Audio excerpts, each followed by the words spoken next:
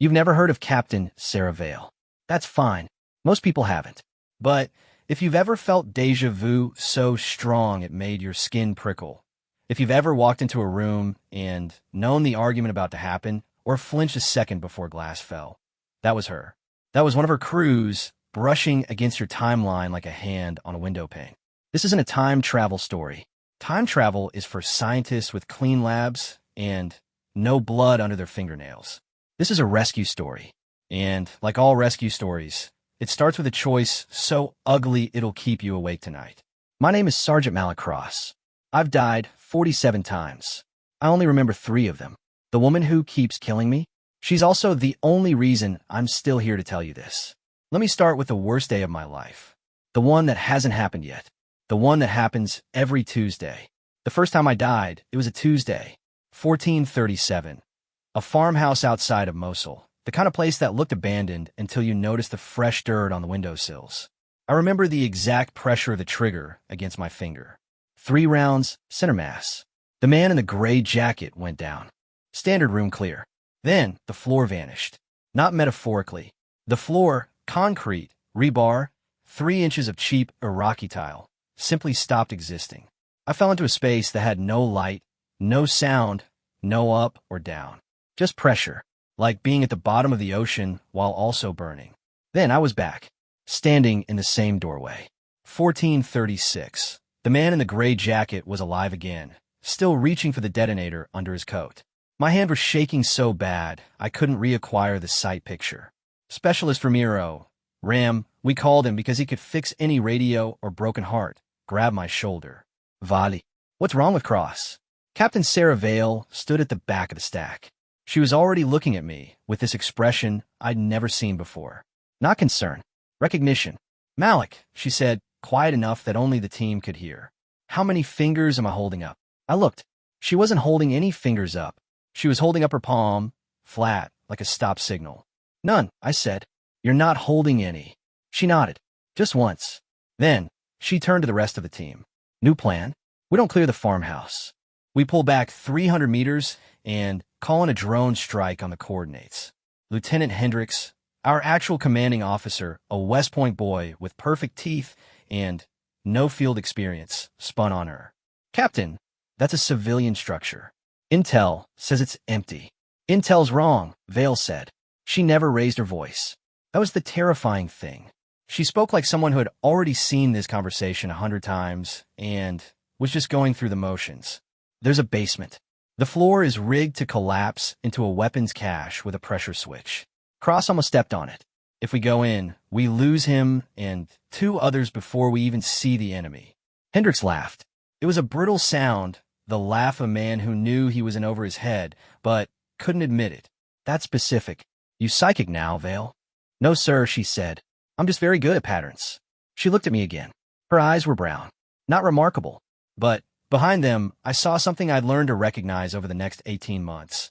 The exhaustion of someone who has watched her friends die so many times that she stopped counting by number and started counting by versions. Ram was the first to break the tension. He always was. Boss, if you've got a working crystal ball, can you tell me if the Chow Hall has actual eggs tomorrow, or just a powdered nightmare? Powdered, Vale said without missing a beat. But the coffee's fresh because the supply sergeant's wife finally left him, and he's stress brewing at 0400. Lopez snorted.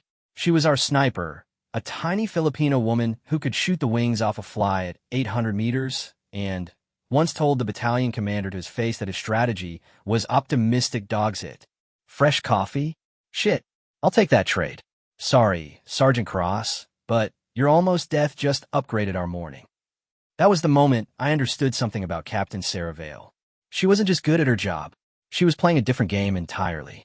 And somehow, impossibly, she'd brought me into it with her. We pulled back. Hendricks spent the next hour arguing with battalion that he had actionable intel from a reliable source, meaning Vale, and finally got the drone authorization. The strike took out the farmhouse at 1622. The secondary explosions from the weapons cache lit up the sky like a sunrise in reverse. Iodi later estimated there was enough Russian-made explosives in that basement to level a city block. Hendricks congratulated Vale on her hunch. She just saluted and walked back to her tent. I followed her. I saw it. I said once we were inside.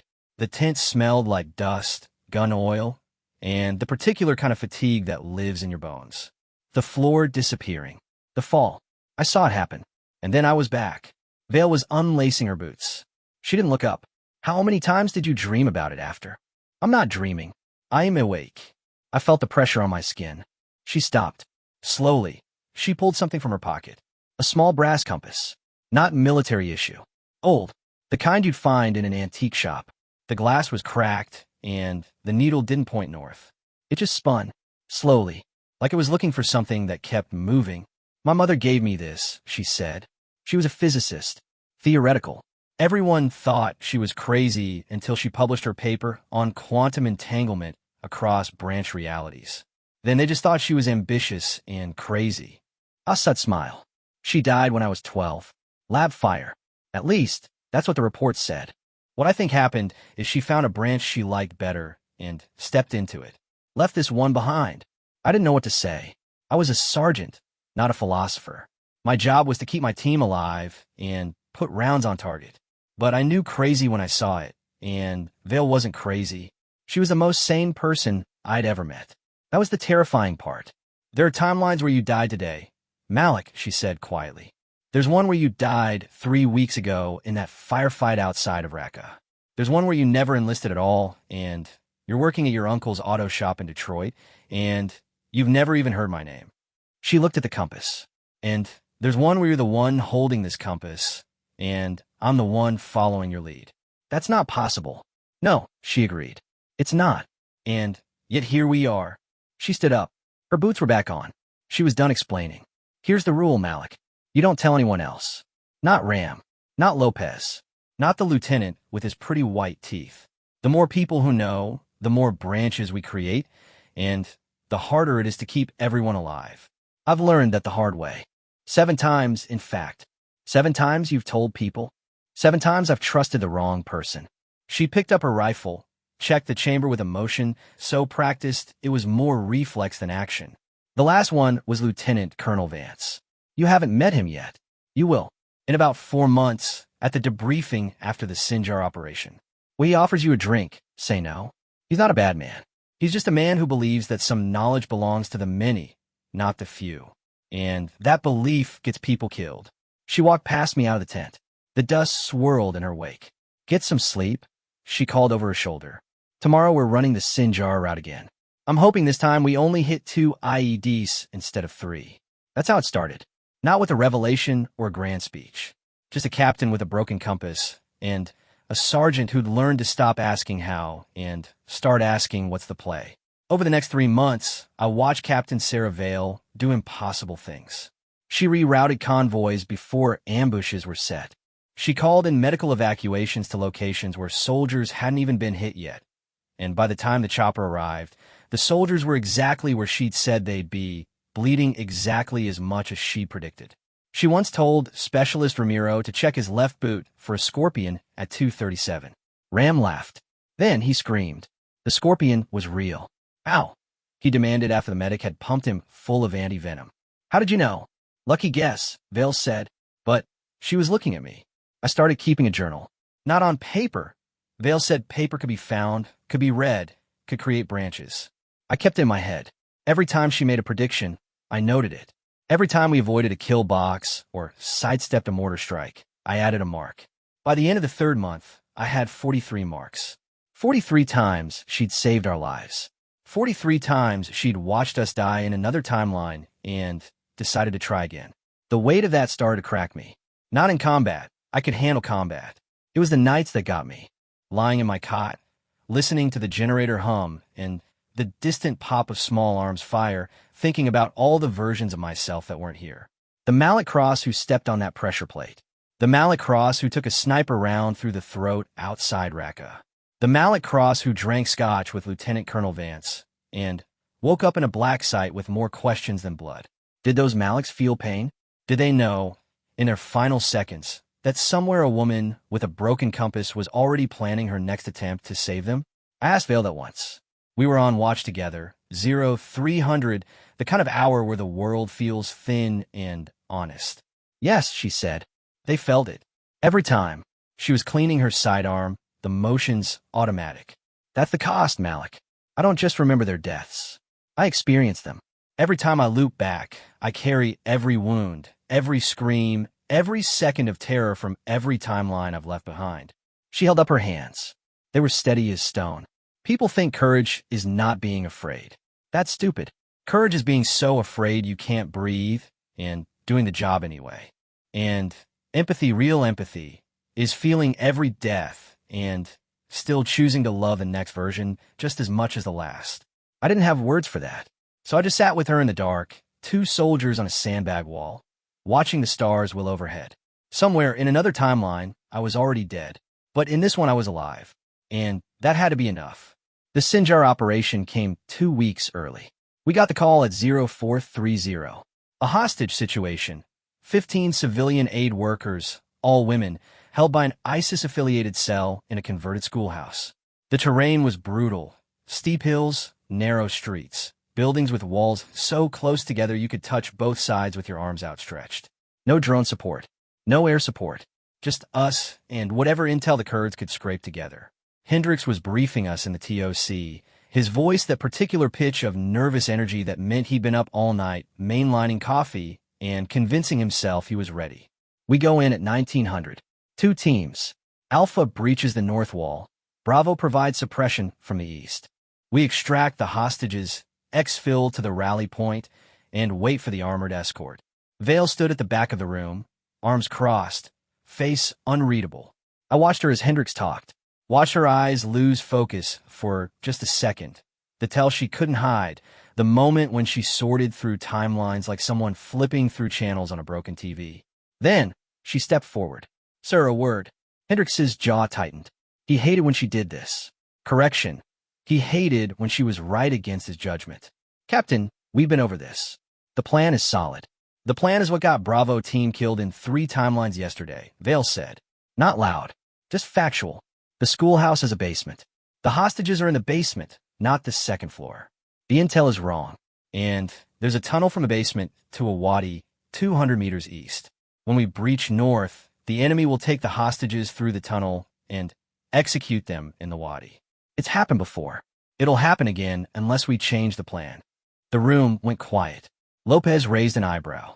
Ram stopped chewing his gum. Even Hendricks's aide, a fresh-faced lieutenant named Park who still believed war had rules, looked disturbed. Captain, Hendricks said slowly, that's a lot of detail. Where exactly is this coming from? Vale didn't blink. Pattern analysis. It's my job. It's nobody's job to predict the future. Then, call it educated guesswork. She pulled a map from her vest and spread it on the table. Her finger traced a path. We send a 2-person team to the wadi first. Secure the tunnel exit. Then, Alpha breaches as planned. But instead of clearing the building, they draw fire while the second team enters through the basement's exterior vent. The hostages come out the tunnel.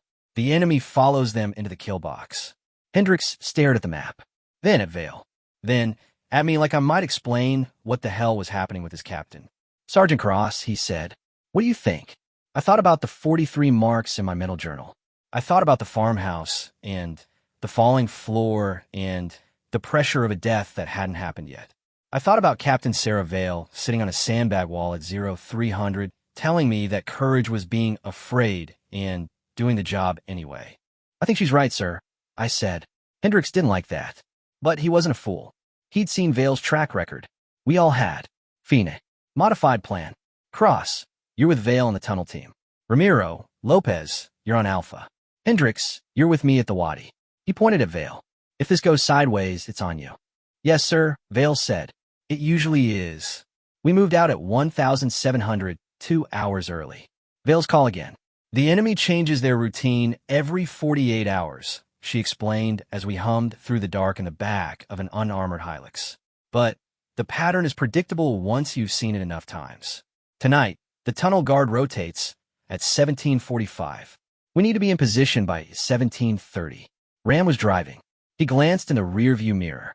Boss, you ever going to tell us how you do it? The predictions, I mean. No, Vale said simply. Fair enough.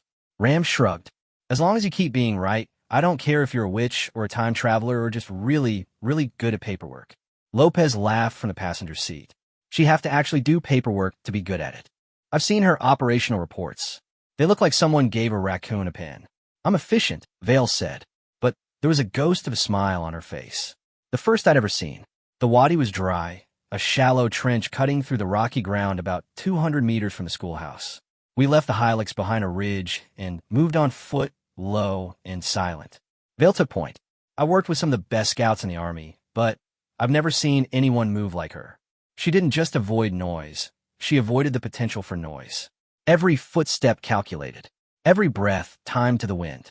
She moved like someone who had walked this exact path 100 times and learned exactly where the loose rocks were. We reached the tunnel exit at 17:32, 3 minutes early. The exit was a concrete pipe, maybe 2 feet in diameter, half buried in the side of the wadi. It was dark inside, impossibly dark, the kind of dark that feels solid. Vale knelt beside it, pressed her hand to the concrete, and closed her eyes. "Guard still there," she whispered. "He's smoking. Cheap Turkish brand. He'll finish in 2 minutes, then walk the tunnel to check on hostages. That's our window." "How do you?" I started. She opened her eyes. "Because he's done it before. In the other timelines. He's very consistent." We waited. The sun dropped behind the hills, painting the sky in shades of orange and purple that would have been beautiful anywhere else. Here, it just meant we were losing light. The temperature dropped 10 degrees in as many minutes. I could see my breath. At 17:35, a faint orange glow appeared in the tunnel, the tip of a cigarette. Then footsteps. Slow, lazy, the walk of a man who's done this shift 1,000 times and expect to do it 1,000 more. Vale held up 3 fingers. Then 2. Then 1. The guard emerged from the tunnel. He was young, maybe 19. His uniform was too big for him, and his rifle was slung so low it almost dragged in the dirt. He looked bored. He looked tired. He looked like a kid who'd been given a gun and told that God wanted him to kill infidels, and he believed it, because what else was he supposed to believe? Vale didn't hesitate. She moved behind him in 3 silent steps, one hand over his mouth, the other pressing her knife just hard enough against his throat to draw a single bead of blood. "Don't make a sound," she whispered in Arabic. Fluent. "Perfect. I'm not here to kill you. I'm here to take the women. You're going to sit down, put your hands on your head, and wait. If you run, if you warn anyone, I will find you in whatever timeline you try to hide in. Do you understand?" The guard nodded. His eyes were wide, but not with fear. With confusion. He didn't understand what she meant by timeline, but he understood the knife. We zip-tied him and left him in the wadi with Lopez, who had peeled off from the main force to cover our exit. Then Vale and I entered the tunnel. It was tight. The walls scraped my shoulders. The air smelled like damp earth, diesel fuel, and something else, something sweet and chemical that I didn't want to identify. We moved by touch and memory, Vale's hand on my shoulder, guiding me through turns and junctions that felt identical in the dark. 20 meters, she breathed. The basement opens up on the left. 3 guards, 2 with AKs, 1 with a sidearm. The hostages are in the far corner, chained to the wall. We take the guards simultaneously. You take the one on the right. I'll take the 2 on the left. How do you know the layout? Because I've done this before. Her voice was steady. Not in this timeline, but close enough. We reached the end of the tunnel. Dim light filtered through cracks in the basement wall. Kerosene lanterns, probably. I could hear voices. Laughter. The sound of dice on concrete. The guards were gambling. Vale held up her hand. 3 fingers. 2. 1. We went through the wall like it wasn't there. I don't remember the specifics of the next 15 seconds.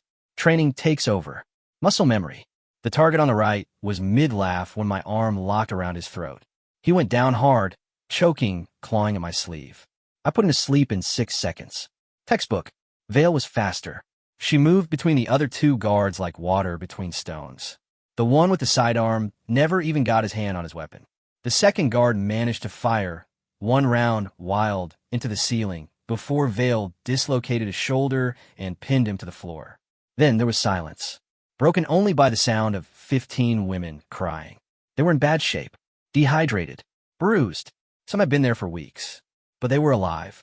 And when they saw our uniforms, American, not Kurdish, some of them started laughing. That broken, hysterical laughter that comes after you've given up hope, and then hope shows up anyway. Vale was already at the far wall, cutting chains with a bolt cutter she'd pulled from her pack. Malik, call in. We got 15. Moving to Tunnel Exfil now. I key my radio.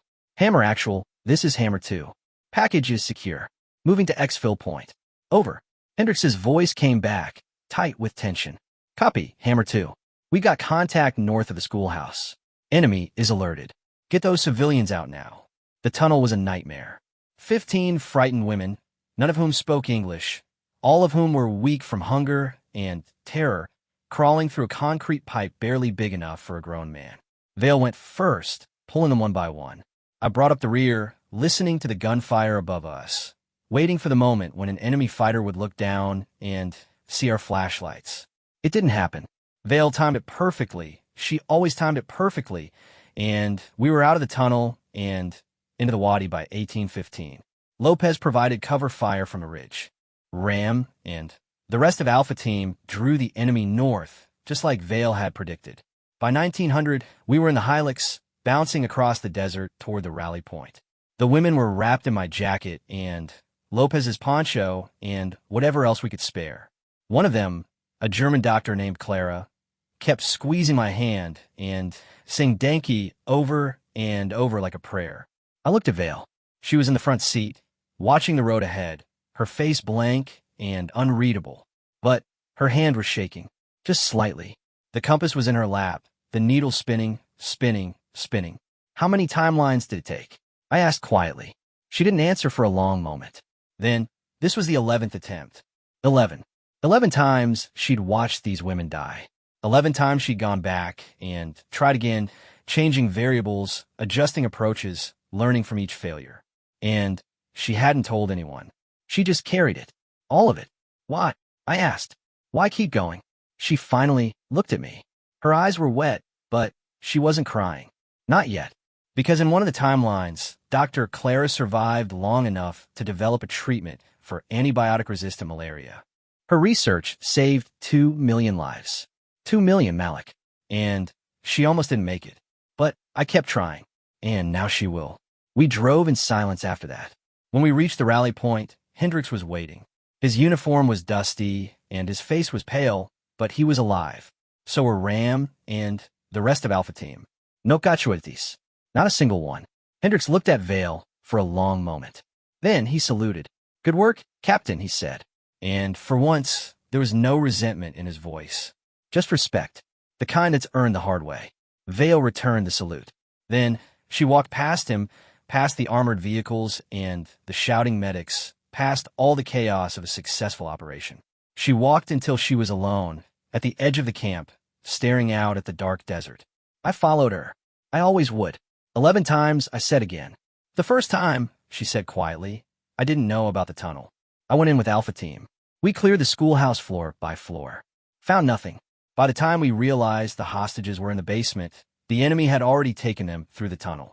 We found the bodies in the wadi the next morning. Her voice cracked. Just a little. I held Dr. Clara's hand. She was still warm. And I thought, what if I could go back? What if I could just try again? And you did. And I did. She pulled out the compass. The needle was still spinning. Every time I die in a timeline, I wake up in another one. Not the same one. Not exactly. Close enough. Close enough to change things. She looked at me. Do you know what that does to a person, Malik? Knowing that you can always try again? It doesn't make you braver. It makes you more afraid. Because now you don't just fear for yourself. You fear for every version of everyone you've ever loved. I didn't have an answer for that. So I just stood there with her, 2 soldiers in the dark, watching the stars spin overhead. Somewhere, in another timeline, Dr. Clara was dead. But not in this one. Not tonight. And that, I realized, was the only thing that mattered. The nightmare started 3 days after Sinjar. Not the normal kind. The ones where you relive a firefight or watch a friend catch a round. Those I could handle. These were different. These were memories that weren't mine. I'd close my eyes and see a dusty street in a city I'd never visited. I'd hear a language I didn't speak. I'd feel a bullet tear through my chest, or a blade slide between my ribs, or a fall that never ended. And every time, in the moment before I woke up gasping, I'd see her face. Sarah Vale, watching me die. Her expression, not one of horror or grief, but of grim, weary calculation. Okay, that looks said. That's one more way it can happen. Now I know. I started avoiding sleep. Coffee at all hours. Extra watch shifts. Extra patrols. Anything to keep my eyes open. Vale noticed. Of course she did. You're absorbing the bleed-through, she said one afternoon, finding me in the maintenance bay, pretending to clean a rifle that was already spotless. It happens to people who spend too much time close to someone who walks the branches.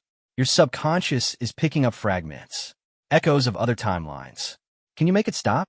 No, she sat down across from me. She looked tired.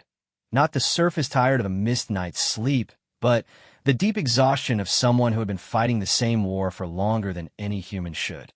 But you can learn to filter it, to recognize which memories are yours and which belong to the other Maliks. There are other Maliks. Dozens. She pulled out the compass. The needle was spinning slower today. Almost calm. Most of them are dead. A few are still alive in branches I haven't visited in a while. And one in particular, is in a lot of trouble. The kind of trouble that might spread to this timeline if I don't stop it. That got my attention. What kind of trouble? She told me. It took 2 hours. By the end, I understood why she'd waited so long to share it. The story was almost too big to hold in one mind. There was a man named Elias Vance, Lieutenant Colonel, just like Vale had warned me about. But the Vance I'd meet in 4 months wasn't the real threat. The real Vance existed in a branch timeline where he'd discovered the truth about Vale's abilities. Not through her, through one of the other Maliks, a version of me who'd cracked under the pressure and confessed everything. In that branch, Vance didn't try to help. He didn't try to understand. He saw an asset, a woman who could see the future, who could predict enemy movements, who could win any battle if she was willing to sacrifice enough timelines to learn the patterns. And he decided to weaponize her. He didn't torture me, Vale said. Her voice was flat, clinical. That would have been inefficient. He used my own nature against me. He put my team in danger, in manufactured danger, and forced me to loop until I found a way to save them. Then he recorded everything. Every decision I made. Every timeline I discarded. He built a model of my thought processes, my limits, my weaknesses. And then he started sending me into branches that weren't even my own. Branches where the stakes were higher, where entire nations hung in the balance. What happened to that version of you? I asked. I escaped, she said. Barely. But Vance is still there in that branch with my data, and he's been reaching across the branches, trying to find the version of me that's the most pliable, the most desperate. She looked at me. That's you, Malik. The version of me in this timeline is younger, less experienced. I haven't been doing this as long as some of the others. Vance thinks he can break me, use me to get to the others. The others? She nodded. I told you I lead multiple versions of my crew across timelines. I wasn't being poetic. There are other Saravalis. Some older, some younger, some who made different choices at different moments. We communicate. Not often, not easily, through the branches. We share information. We share warnings. We share the weight. And Vance wants to use you to find them. He wants to use me to control them. All of us. Every Vale in every timeline who has this gift. He thinks if he can understand how we see the branches, he can replicate it. He can create his own network of timeline walkers. Soldiers who can see every possible outcome and choose the one that benefits him. I sat with that for a moment. The maintenance bay hummed with fluorescent lights and distant generator noise.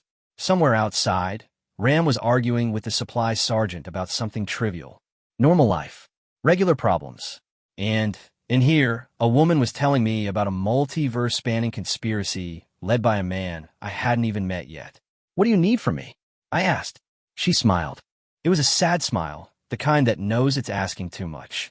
I need you to trust me, even when I can't explain, even when it looks like I'm making the wrong call, even when it looks like I'm losing. I already trust you. No, she said. You trust the version of me that's always right, the version that saves everyone.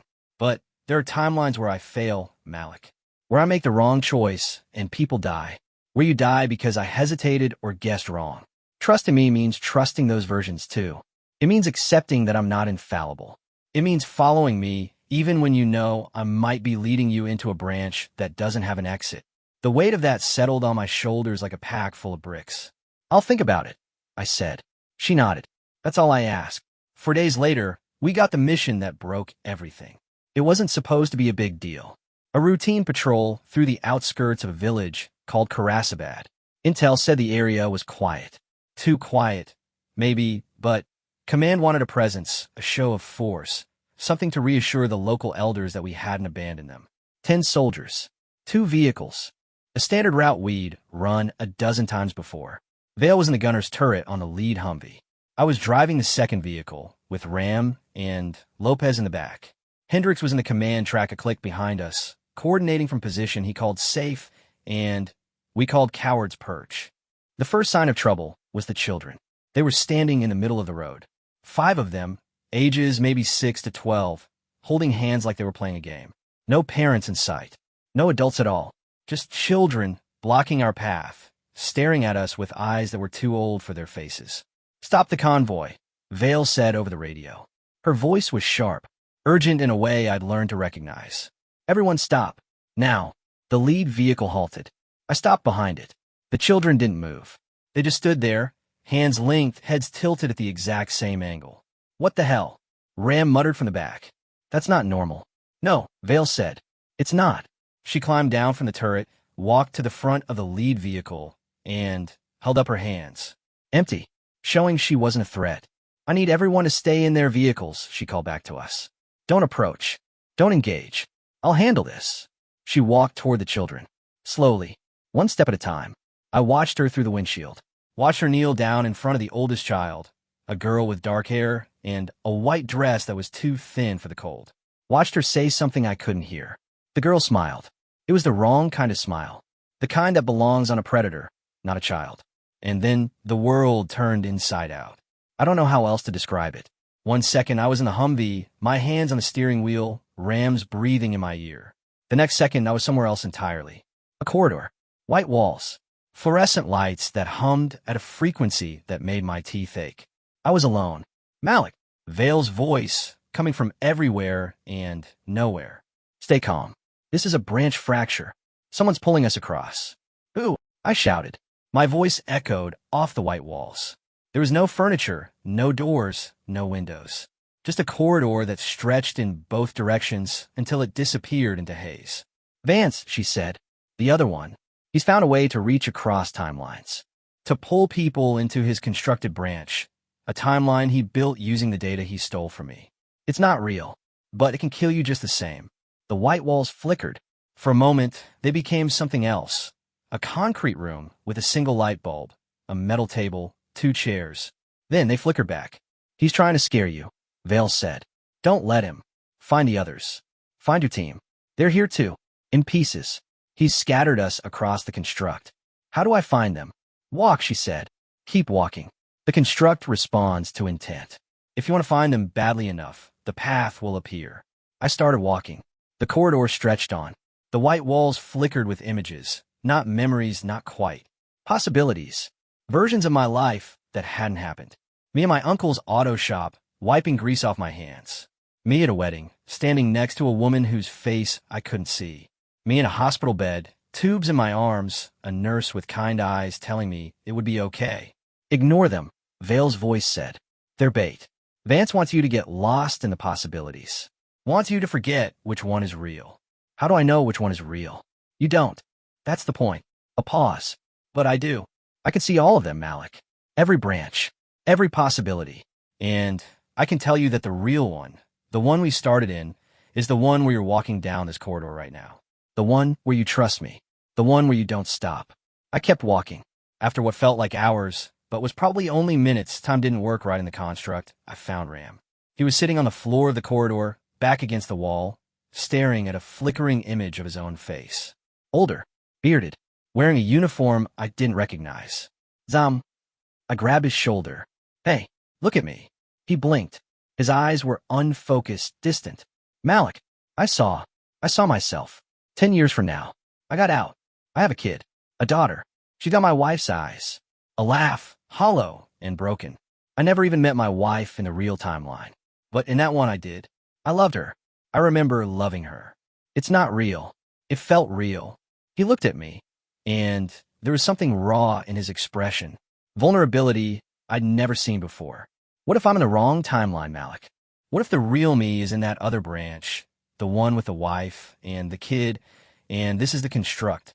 What if we're the ghosts? I didn't have an answer. I had something else. Captain Vale says this is Vance's trap, I said. He wants us to doubt. He wants us to give up. But she's out there, somewhere in this mess, looking for a way out. And I'm not leaving without you. Ram stared at me for a long moment. Then he laughed again, a real laugh this time, the kind that meant he was coming back.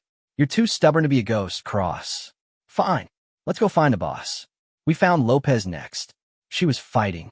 Literally. She'd found a version of herself in the construct. A younger Lopez, maybe from a branch where she'd joined the Marines instead of the Army. And the two of them were locked in a vicious hand-to-hand brawl in the middle of the corridor. Punching, kicking, clawing. Both bleeding. Both refusing to quit. Lopez! I shouted. That's not real. I know it's not real, she shouted back, ducking a punch and driving her elbow into the other Lopez's ribs. But it's in my way, and I'm not stopping until it's not. Ram looked at me. I looked at Ram. Together, we grabbed Lopez, the real one, we hoped, and pulled her off her doppelganger. The other Lopez dissolved into white smoke the moment we touched her. Damn, Lopez panted. She was fast. I'll give her that. You okay? I asked. Fine. She wiped blood from her lip. But I want to find whoever built this place and shoot them in the face. Repeatedly. With something slow. Get in line, Ram muttered. We found Hendricks last. He was in the concrete room. The one with the metal table and the single light bulb. Lieutenant Colonel Vance was sitting across from him. Not the Vance we knew. The other one. The one from the branch where he'd weaponized Vale. He looked exactly like you'd expect a man like that to look. Neat uniform. Close-cropped hair. Eyes that were intelligent and completely empty, like a shark's. Sergeant Cross, Vance said as we entered. He didn't stand. I was wondering when you'd arrive. Your captain speaks highly of you. All of them do. Every version of Vale I've studied. They all mention you. Malacross, the loyal one. The one who follows even when he doesn't understand. Let him go, I said. He's not being held. Vance gestured at Hendricks, who was sitting perfectly still, his face blank. Your lieutenant made a bargain. He gets to go home. The real home.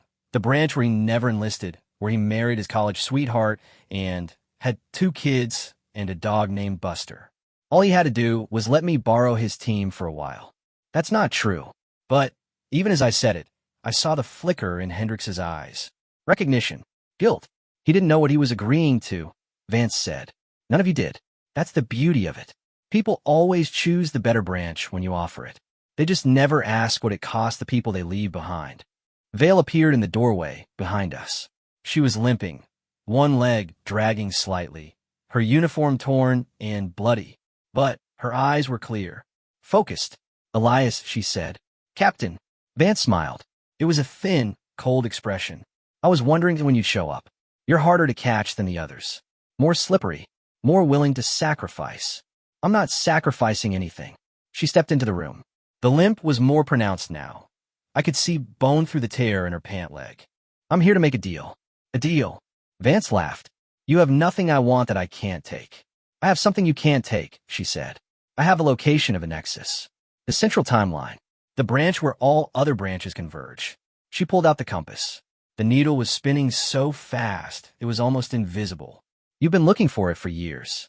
You built this construct to try to map the branches, to find a nexus so you could control it.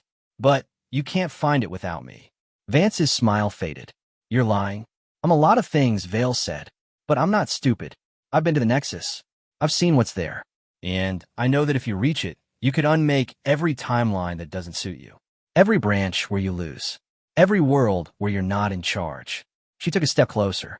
So here's my deal. You let my team go. All of them. Back to their own branches, their own lives. And I'll take you to the nexus. Vale, no, I said. You can't. She didn't look at me. Yes, I can. I've done it before. In another timeline, I took a different Vance to the nexus. He's still there, by the way. Trapped. The nexus doesn't give you control. It gives you perspective. It shows you every version of yourself, every choice you've ever made, every person you've ever hurt. Most people can't handle it. They get lost. They become part of the architecture. You're bluffing, Vance said. But his voice was uncertain now. Am I? Vale held up the compass. This was my mother's. She built it to navigate the branches. But she also built a failsafe, a way to collapse a timeline if it fell into the wrong hands. If you don't let my team go, I'll trigger that failsafe. This branch, the construct, will cease to exist. You'll be stranded in the spaces between timelines. No body, no mind, just awareness forever in the dark.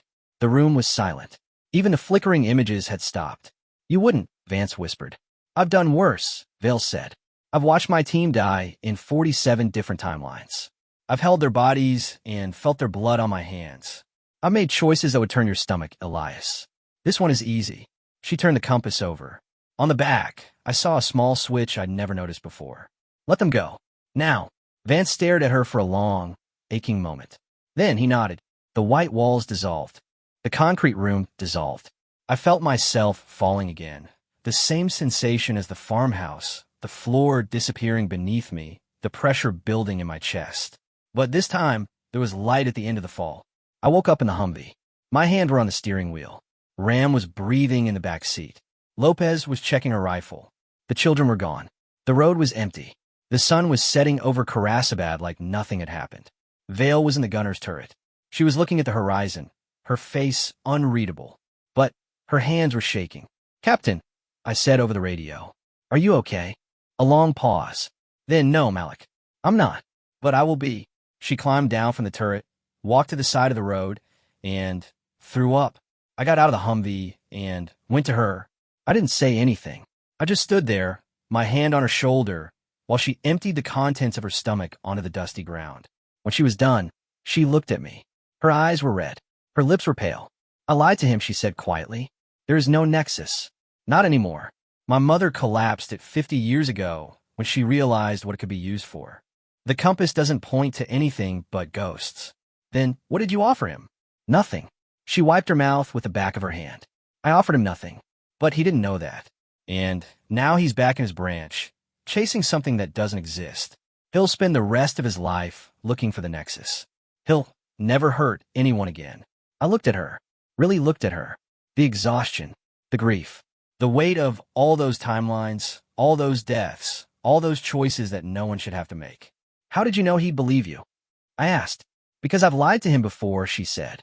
In a timeline where I didn't have a choice, where I had to sacrifice something I loved to stop him. I learned from that version of myself. I learned what works and what doesn't. How many versions of you are there? She pulled out the compass. The needle had stopped spinning. It was pointing east toward the rising moon. Enough, she said. Enough to carry the weight. Enough to keep trying. Enough to believe that somewhere, in some timeline, there's a version of this war that ends differently. A version where we all go home. Do you believe that? She looked at me. And for the first time since I'd met her, I saw something other than exhaustion in her eyes. Something small and fragile and stubborn. Hope. I have to, she said. Otherwise, what's the point? We got back in Humvee. We finished the patrol. We went back to base and ate powdered eggs and bad coffee and pretended that we hadn't just seen the impossible. But that night, I dreamed of a white corridor. And at the end of it, I saw a door I hadn't noticed before. A door that led somewhere I couldn't quite see. I didn't open it. Not yet.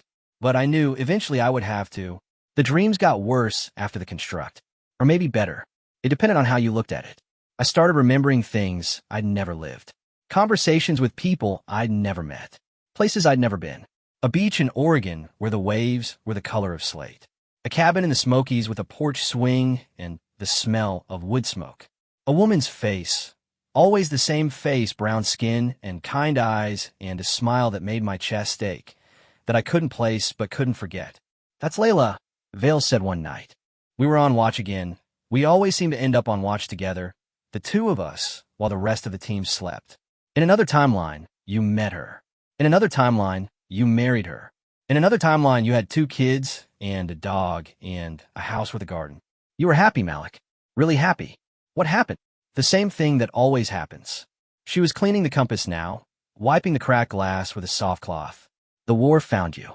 Not this war, a different one. A worse one. You volunteered to deploy because that's who you are. You couldn't stay home while others fought.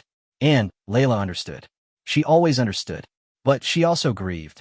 Every time you left, she grieved like you were already gone. Am I still alive in that timeline? Vale pauzid. No, the word hung in the air between us. IED, she continued quietly. Outside of Fallujah, you died instantly. Layla got the news on a Tuesday. She didn't cry. She just sat down at the kitchen table and stared at the wall for 3 days. The kids didn't understand. They kept asking when Daddy was coming home. Why are you telling me this? Because you asked. She looked at me. And because you deserve to know, every version of you deserves to be mourned, even the ones that aren't here anymore. I thought about that. About all the Maliks who had died so that this Malik could live. About the women they'd loved and the children they'd never seen grow up. About the weight of all those lost possibilities. Does it ever get easier? I asked, carrying all of it. No, Vale said, but you get stronger, and you learn to share the weight. She handed me the compass. Just for a moment. The glass was warm from her hand. The needle was pointing at me. It knows you now, she said. It's been watching you, learning you. The compass doesn't track timelines. It tracks people. The people who matter across all the branches. The ones who show up again and again in every version because they're too stubborn to stay gone. And I'm one of those people. You're the most important one, she said. In every timeline where I succeed, where I save the team, where I stop Vance, where I make a difference, you're there. You're the constant, Malik. The variable that doesn't change. I gave a compass back. It felt wrong in my hand, like holding something that belonged to someone else. What happens now? I asked. Vale looked at the sky. The stars were beginning to fade. Morning was coming. Now we finished the mission, she said. The real one. The one I've been working towards since I first learned to walk the branches. What mission? She told me. It was simple in theory. There was a branch, a timeline, where the war in the Middle East had ended. Not with a bang or a treaty or a surrender, but with a series of choices made by ordinary people. A village elder who refused to shelter militants. A schoolteacher who taught girls to read despite the threats. A young soldier who put down his weapon and walked away from a massacre. In that branch, the war didn't end quickly. It ended slowly, painfully, over decades. But it ended, and generations grew up who had never known the sound of gunfire at night. That's our branch, Vale said. The one we're supposed to be in. But we got knocked off course. Every time I loop, every time I change something, I create a new branch. Some of those branches are closer to the goal than others. Some are further. My job, my real job, isn't to save my team in every timeline. It's to find the path that leads back to the branch where the war ends. And you think you've found it? I think we're close, she said. There's one more operation. One more choice. If we make the right call, if I make the right call, we'll lock into the good branch. No more loops. No more resets. Just the rest of our lives. What's the operation? She pulled out a map. Her finger traced a route to a location I'd never heard of. A valley in the mountains, far from any town or road. A place called the Gate. That's where the branches converge, she said. Not the Nexus, that's gone. But there are places where the fabric between timelines is thin, where you can step from one branch to another without the compass. The Gate is one of those places. And if we can get there, we can choose our branch. Not randomly, not by accident, by will. And Vance? He doesn't know about the Gate. None of them do. Only the Valles, the ones who've been walking the branches long enough to find it. There are 7 of us in 7 different timelines, all heading for the Gate at the same time. We're going to meet there, compare notes, and choose the best branch for all of us. What if you can't agree? She smiled. It was a sad smile, but there was steel behind it. Then we fight. Not with weapons. You can't kill a timeline. We fight with arguments, with memories, with evidence. We lay out everything we've learned from every timeline we've walked, and we vote. And if the vote goes against you, then I accept it. She folded the map. That's the deal, Malik. That's the only way this works. We all have to be willing to lose, to let go of our own branches, and trust that the collective knows better. I thought about that, about all the versions of Sarah Vale, scattered across timelines, each one carrying her own weight of grief and loss and hope. 7 women who had seen the worst of humanity over and still believed they could find a way out. When do we leave? I asked. Tomorrow, she said. Tell the team to pack light. We're not coming back. The journey to the Gate took 3 days. We drove through mountains that weren't on any map, passed through villages that didn't have names, crossed rivers that flowed uphill, and forests where the trees grew in spiral patterns that hurt to look at. The compass spun constantly now, the needle never stopping, never resting. The branches are getting closer, Vale explained. The closer we get to the Gate, the more timelines overlap. What you're seeing, the rivers, the trees, those are glimpses of other branches. Other worlds. Ram kept muttering about bad acid trips. Lopez kept her rifle ready and her eyes on the horizon. Hendricks, the real Hendricks, the one who had refused Vance's bargain and stayed with us, drove in silence, his face pale but determined. You didn't have to come, I told him on the second night. We were camped in a valley where the stars were wrong. Constellations I'd never seen, colors I couldn't name. Yes, I did, he said. I almost sold you out, Cross. I almost took that deal. If Vale hadn't been there, if she hadn't found me in the construct before Vance could finish the bargain, I would have abandoned you. All of you. For a wife I never met and kids who don't exist. But you didn't. No, he looked at the wrong stars. But I wanted to, and that's the part one have to live with. I didn't have words for that. So I just sat with him the way I'd sat with Vale on so many nights, and let the silence do its work. On the third day, we reached the gate. It wasn't a gate. Not really. It was a clearing in the middle of the forest, perfectly circular, with grass that glowed faintly in the afternoon light. In the center of the clearing stood a stone, a monolith, maybe 10 feet tall, covered in symbols I didn't recognize. And standing around the monolith were 7 women. They were all Sarah Vale, but different. Older, younger, taller, shorter. One had gray hair and a face lined with decades of grief.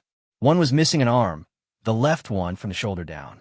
One wore a uniform I didn't recognize, from a country I'd never heard of. One was crying quietly, tears streaming down her face, but she wasn't making any sound. Our Vale, my Vale, stepped forward to meet them. Sisters, she said. Sarah, the oldest one replied. Her voice was cracked and thin, but her eyes were sharp as knives. You made it. We weren't sure you would. The branch you're walking is one of the most unstable. I had help. My Vale gestured to us. My team. They're the reason I'm here. The other Valas looked at us. Not with suspicion exactly, but with assessment. They were measuring us, weighing us, deciding if we were assets or liabilities. You brought outsiders to the gate, the one-armed Vale said. Her voice was cold. That's against the rules. There are no rules, my Vale said. There's only survival. And I wouldn't have survived without them. The oldest Vale held up her hand. Enough. We're here to choose a branch, not to argue about protocol. Sarah, you have a compass. Share its readings with the group. My Vale placed the compass on the stone. The needle spun wildly for a moment, then stopped, pointing at each of the 7 Valas in turn. The compass sees the branches through our eyes, the oldest Vale explained. Each of us carries a piece of the map. Together, we can see the whole picture. The path to the branch where the war ends. One by one, the Valas approach the stone. One by one, they placed their hands on the compass and closed their eyes. And one by one, they spoke. I see a branch where the ceasefire holds, said the crying Vale. Where the diplomats don't give up. Where the talks continue for years, decades, until finally, they find common ground. I see a branch where the aid never stops, said the one-armed Vale. Where the reconstruction isn't abandoned after the cameras leave. Where schools and hospitals are built, not just promised. I see a branch where the soldiers come home, said the gray-haired Vale. Where the ones who survived are welcomed, not forgotten. Where the ones who didn't are mourned properly, not just added to a statistic. I see a branch where the children grow up, said the youngest Vale. She couldn't have been more than 20, her face still soft with youth. Where they don't know war. Where they learn to read and write and dream without fear. I see a branch where we're all together, said a Vale I hadn't noticed before.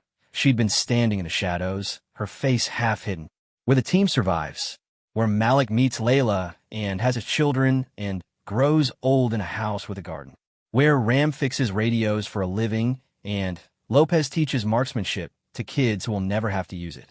Where Hendricks marries his college sweetheart, the real one who exists in this branch, and names his first son after a fallen friend. My Vale was the last to speak. I see a branch where we don't have to be brave anymore, she said quietly. Where the fight is over. Where we can put down our weapons and just live. She looked at me, at Ram and Lopez and Hendricks, at the team she dragged across timelines through deaths and resurrections, through impossible choices and unbearable grief. That's the branch I want, she said. Not the one where we win. The one where we can stop fighting. The oldest Vale nodded. Then we vote. The vote was unanimous. 7 hands on the compass. 7 voices saying the same word. Yes. And then the world changed. Not with a bang or flash of light. It changed the way a river changes course, slowly, imperceptibly, until you look up and realize you're somewhere new. The gate faded. The forest faded. The wrong stars faded. We were in a Humvee. The same Humvee we'd always been in. But the road was different. Paved. Smooth. Lined with trees that had leaves, not dust. Where are we? Ram asked. Vale was in the gunner's turret. She was looking at the compass. The needle was still, pointing north. Home, she said. The convoy drove on. The sun was setting, a normal sun, orange and gold, the kind that didn't make your eyes hurt. In the distance, I saw buildings. Not military. Civilian. Houses with lights in the windows. Hendricks was on the radio, talking to someone. His voice was different, lighter, almost happy. Yes, ma'am. We're on our way back. ETA 2 hours. Tell my wife I love her. His wife. The real one. The one who existed in this branch. Lopez was checking her phone, a phone, not a radio, and smiling at something on the screen. My sister had the baby, she said. A girl. They named her after me. Ram was already making plans. I'm going to open a shop. Electronics repair. Nothing military. Just phones and laptops and stuff. My uncle said he'd help with the startup costs. I looked at Vale. She was still in the turret, still looking at the compass. But her face was different. Softer. Younger, somehow, like the weight she'd been carrying had finally been lifted. Captain, I said. She looked down at me. Is this real? She smiled. Not a sad smile. Not a tired smile. A real one. The first real smile I'd ever seen on her face. I don't know, she said. But I'm willing to find out. The convoy drove on into the sunset. The road stretched ahead of us, normal and solid and real. Behind us, somewhere in the branches, 7 versions of Sarah Vale were walking their own roads, carrying their own hopes, fighting their own battles. But in this timeline, this branch, this moment, we were done. The war wasn't over. Wars are never over, not really. But our part in it was. The loop had closed. The compass was still.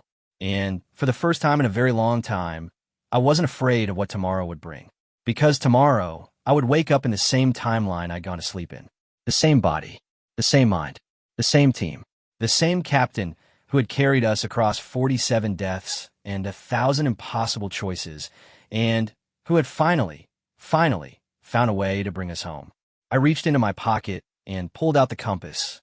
I'd taken it without thinking during the vote when all the valets had their hands on the stone. It felt warm in my palm. Alive. The needle was still, pointing north. But for just a moment, a fraction of a second, I thought I saw it twitch. Toward the west. Toward the setting sun. Toward the horizon where something else was waiting. I put the compass back in my pocket. Some mysteries are worth keeping.